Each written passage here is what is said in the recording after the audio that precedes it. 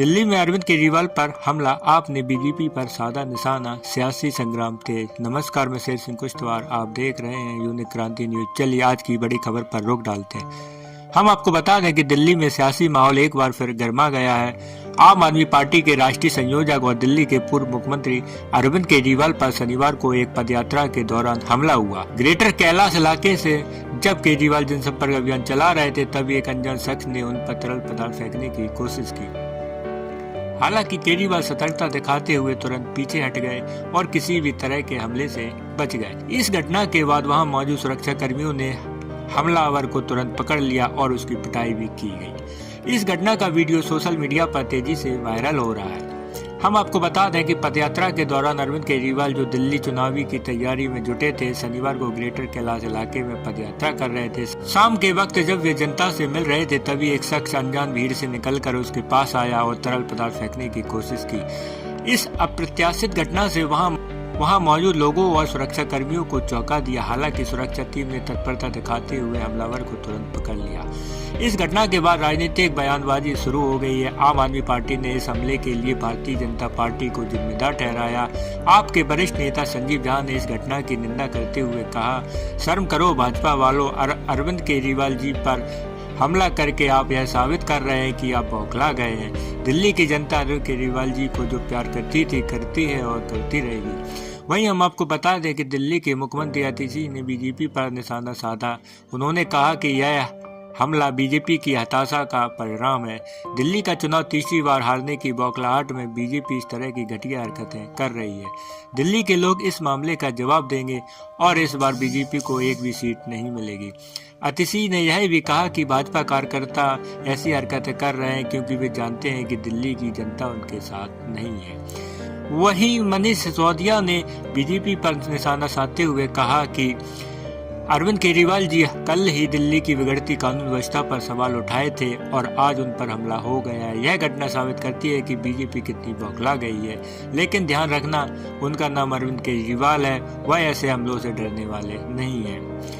इस घटना के बाद अरविंद केजरीवाल ने दिल्ली में बढ़ते अपराधों पर फिर से सवाल उठाए हैं। उन्होंने कहा कि दिल्ली में अपराध बेलगाम हो चुके हैं। वरिष्ठ नागरिकों से लेकर व्यापारी तक सब संकट में हैं। दिल्ली में रोज गोलीमारी हो रही है और मैं अमित शाह से पूछना चाहता हूं कि आखिर दिल्ली में कानून व्यवस्था कब सुधरेगी।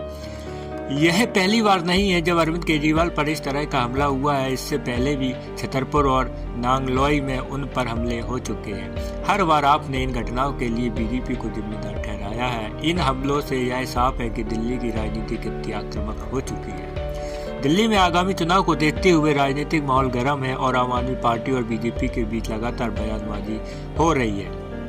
आपका दावा है कि बीजेपी दिल्ली की जनता का समर्थन खो चुकी है और इस तरह की घटनाओं के जरिए माहौल बिगाड़ने की कोशिश कर रही है। वहीं बीजेपी ने इन आरोपों को बेबुनियाद बताया है। इस घटना का वीडियो वायरल होने के बाद सोशल मीडिया पर भी लोगों की प्रतिक्रिया सामने आई है।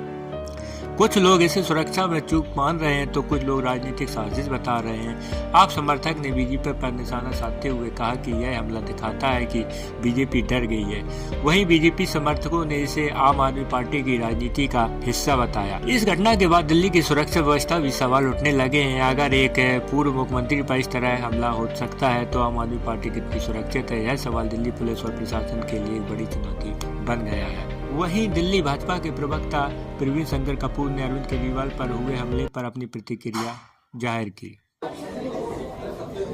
हमारे अध्यक्ष श्री वीरेंद्र सचदेवा लगातार कह रहे हैं कि अरविंद केजरीवाल की अब हर राजनीतिक चाल फेल हो रही है।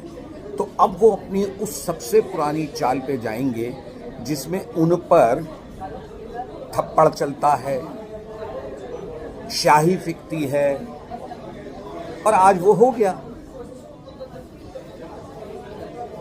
अरविंद केजरीवाल खुद बताएं आज उन्होंने ये क्या नया खेल खेला है। दिल्ली पुलिस से हमारा कहना है कि जिसने भी ये किया है उस पर सख्त से सख्त कार्रवाई हो, पूछताछ हो, ताकि सच सामने आए कि यह घटना किसकी कराई हुई है। जिस व्यक्ति ने की है उस पर सख्त कानूनी कार्रवाई हुई। भारतीय जनता पार्टी न पहले न आज राजनीति में किसी भी हिंसा की घटना का पक्ष नहीं लेती, किसी भी प्रकार की हिंसा और राजनीतिक पार्टी होने के नाते भाजपा समर्थन नहीं देती।